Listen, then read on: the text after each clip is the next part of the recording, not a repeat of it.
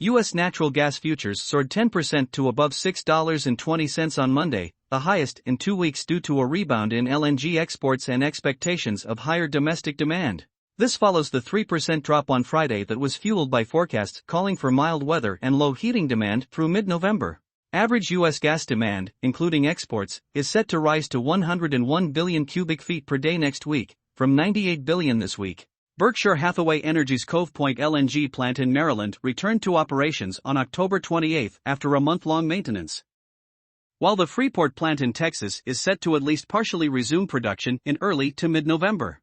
Meanwhile, the latest weather forecast from Maxar's weather desk was showing colder trends for the eastern half of the U.S. from November 10 to 14. Keep an eye on U.S. LNG exports this week as Cove Point returns to service. This could give natural gas a much-needed boost throughout the week.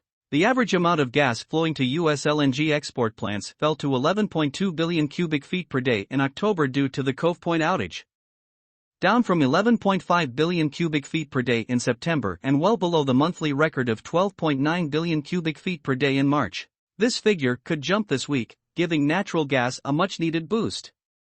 The 7 big U.S. export plants can turn about 13.8 billion cubic feet per day of gas into LNG, so there is plenty of room for improvement.